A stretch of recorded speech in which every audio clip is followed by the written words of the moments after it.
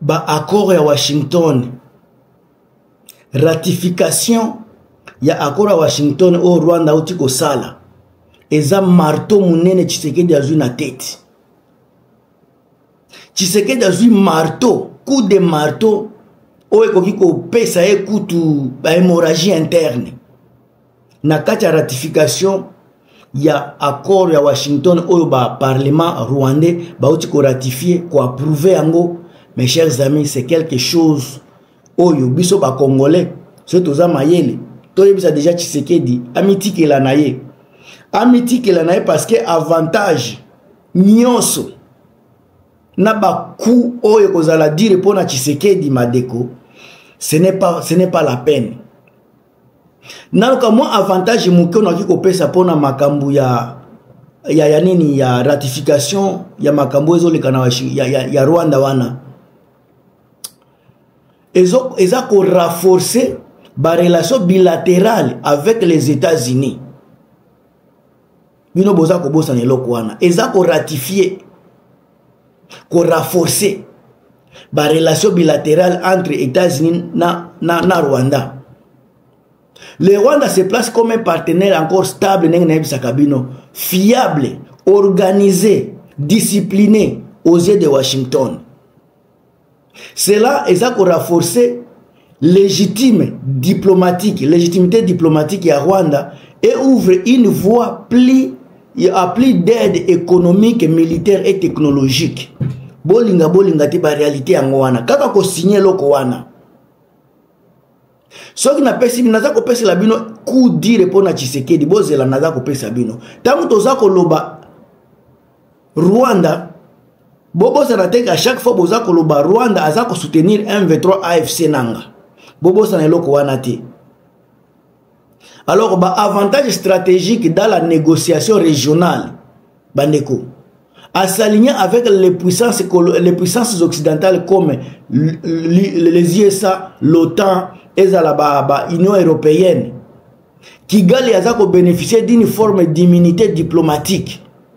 Voilà la stratégie ya Rwandais. Immunité diplomatique dans les actions en Afrique des Grands Lacs, y compris la RDC, parce que RDC a fait partie à Grand Lac. Cela rend difficile pour Kinshasa de dénoncer les ingérences rwandaises sans paraître à décalage diplomatique avec des grandes puissances. Kaka ko ratifier na ko pesa bino ba cause kala mingi de pana ko kaka ko ratifier biloko wana ezok mema Rwanda na Paul Kagame na ye na niveau moko élevé baza donc ekoza la pasto dénoncer bango parce que bango baza ko signer ba papier parlement na bango eza ko ratifier biloko wana o biso tozo sala te biso tozo kokate makambo nyonso eza kaka Tshisekedi na groupe na ye parlement baza incline makambo wana te toza na eloko moko bobo sana te accès préférentiel au commerce et à investissement. Et le Rwanda zako ba plan nyonso makambo nyonso Rwanda zako sala eloko nyonso bazako sala eza na objectif moko bénéfique pona bango eza eloko moko bango ne bazako bénéficier bango bazo sala eloko kaka pona bénéfice eza Tshisekedi de pona ye pona ko sombre pays na kati ya nyongo mais pona ba Rwandais eza pona pays na yende bazako bénéficier. L'accord facilite les échanges commerciaux, n'est-ce pas? Échanges commerciaux et la libre circulation des capitaux. Makamyo sezo leka na niveau ya Rwanda parce que ba signé ba accord ekoleka na Rwanda nenge ba lobaki ekoleka na Rwanda.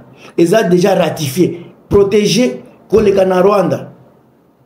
Ba investisseurs américains bazako préférer un pays stable comme le Rwanda plutôt qu'un pays à crise institutionnelle comme la RDC.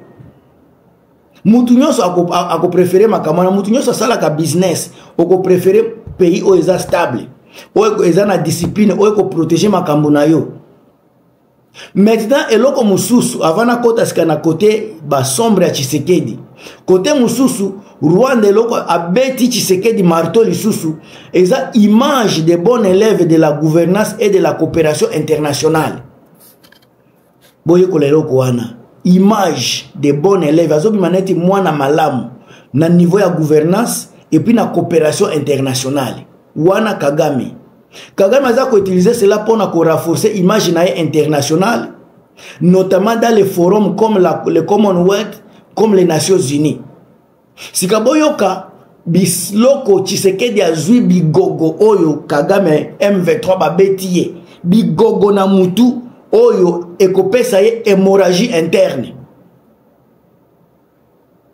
Bandeko bosa na kotia ba commentaire na binote. Botia ba j'aime ba commentaire na bino yango ne naza ko senga. Bino bozoyo ka émission, nazo pesa bino bilingi émission ba vérité oyo sensible oyo batu ya Tshisekedi bakolobaka te, batu ya kaka Tshisekedi bakolobaka yango te. Menga naza ko parvenir ko pesa la bino parce que boza na droit ko yeba vérité. Alors que tozana ba eloko marteau oyo Tshisekedi azui oyo zo ko pesa hémorragie interne et ça ba blocage des accords de Doha. Kaka refi ya M23 kozonga na table de négociation sans libération ya ba prisonnier naye était camouflé diplomatique pour Tshisekedi. Eza eloko moko Tshisekedi a ko regretter makasi parce que ba M23 baza na volonté eloko baza ko senga bo libérer kaka ba prisonnier ngo Tshisekedi aboma bango. Sika Tshisekedi ko bimisa ba prisonnier wana wapi parce que M23 bayebi ba prisonnier na bango. Soki Tshisekedi aza ko libérer bango te et ko créer nini bakoloba M23 baza na raison nyoso baza koloba baza ko sala yango mais Tshisekedi nde aza incapable ya ko sala makambo aza ko promettre batu. Donc aza bipolaire, aza incompétent, aza incohérent, aza incapable, aza soki muyibi, aza soki détourneur, aza ko ba donc ba makambo nyoso bakopesa ye. Wana eloko moko boyeba. Cela affaiblit également l'autorité à Tshisekedi sur le plan régional et exposer son incapacité à tenir ses engagements. Malgré la pression internationale, Tshisekedi a kokokate. Parce que ba pesie makamunyos et loko basengie sala boina boy. Azako kayangote. Kaka koya kokosa population. Bango force na bango ezako kosa ka population. Tshisekedi moni esika ozako memama yo moko. Ozomona lo yenge place memio. Bota la makamu musuza koya marteau ya mibale o eza ko pesa Tshisekedi Félix hémorragie interne, isolement progressif de Kinshasa. Pendant que Kigali aza ko renforcer ba alliance naye avec ba Washington, Kinshasa il est perçu comme un incohérent, il est perçu comme un instable. Il est perçu comme un gouvernement sans stratégie. Moninga azako bongisa, azako bima bon élève, mwana malamu. Mais Tshisekedi côté kuna kimoyibi, incohérence, instabilité. Azana place stratégique était. À part kuyiba, nako détourner mbongo. Tshisekedi azana plan mususu te. Pays ezana direction te. Tozo ebate so tozo kende wapi, tokosuke la wapi. On dirait pilote ya kufa na kati avion. Pilote ya kufa na kati ya train mais 13 ans mimi mayango moko. Bozo ebate direction ni ko kende kusuke. Eloko mususu marteau o ezako pesa Tshisekedi nini hémorragie interne. Ezaba piège politique interne o ezana kati ya mboka na biso. L'échec des négociations à Doha, eza piège moko. Naibite soki Tshisekedi ndenge na lobaka, il n'a jamais été préparé. Ye ayo kaka toza na réunion mukoloboy. Ako se préparer te, azo mela masanga, azo kenen, azo bimabima na basi, le lendemain ake na réunion. Sans préparer, azo kenika bikende la. Échec à négociation à Doha donne du poids à l'opposition congolaise, qui accuse Tshisekedi de mauvaise gouvernance et de la politique étrangère chaotique. Bozomona. Bimela mela kaka nde ayebi bikolala la basi nde iloko Tshisekedi ayebi na gouvernement na ye. Mais diplomatie bazala koloba diplomatie agissante ezomona na te. Cela pourrait raviver les tensions dans l'est.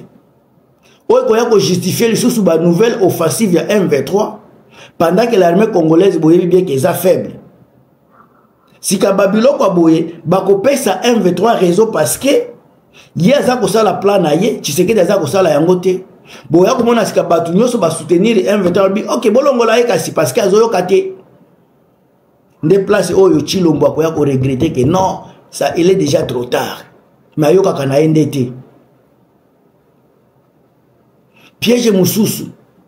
Rwanda M23 bakomi front commun renforcé. Rwanda M23 front commun renforcé. Le blocage des négociations à Doha permet à M23 AFC de gagner du temps pour se réorganiser militairement avec l'appui du Rwanda, l'Ouganda et aux États-Unis. N'a pas payé mususu parce que Tshisekedi yende mutu akobima mutu alukuta. Alors cela affaiblit FARDC sur le terrain et compromet toute solution politique via à court terme. Ce qui bandi kobunda et créer incompréhension ou ko risquer jamais batuba solo la lisusu. Tshisekedi marteau mususu na perte de crédibilité internationale. Si le niveau international Tshisekedi aza na crédibilité lisusu te. L'opinion internationale perçoit de plus en plus RDC comme un État faible, incapable de garantir la paix ni le dialogue avec ses adversaires. Wanande makambu communauté internationale baza kotala Tshisekedi n'est incapable, un faible, incapable de garantir sécurité, paix, na dialogue avec adversaire naye. Ce climat freine l'aide internationale. Ils ont freiné les investisseurs. Et ils ont nuire à l'effort de réintégration économique et diplomatique na Congo. Et loko Chilombo azo ye bate yango wana. Azaka kawana pona ba masanga pona mbongo na ye ya oya ibi. Mais azo bosa na ba réalité o ba peuple congolais baza ko traverser. Pendant que Kagame na Rwanda baza ko capitaliser sur la diplomatie proactive avec Washington, Tshisekedi s'alise dans un double isolement. Il est toujours azotika la kana katia ba isolement. Ezala interne, ezala externe, Tshisekedi aza isolé. Mais Rwanda aza ko activer ba makambu na ye nyonso. Refus à M23 de retourner à Doha sans concession était manœuvre pour forcer la RDC à plier, tout en démontrant que les cartes sont désormais à Kigali.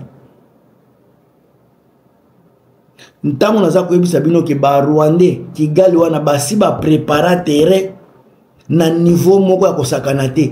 Pendant que Tshisekedi tous les 7 ans au pouvoir, il est en train de détruire le pays, de détruire, de piller, de désorganiser tout. Les Rwandais sont en train d'organiser, de se réorganiser, d'être actifs sur le plan national et international. Bandeko vous pesa ba commentaire na bino. Botia ba j'aime, on est ensemble. On se revoit dans 4 émissions mususu. Ngam na bino Gilmas toujours na pointe. À plus.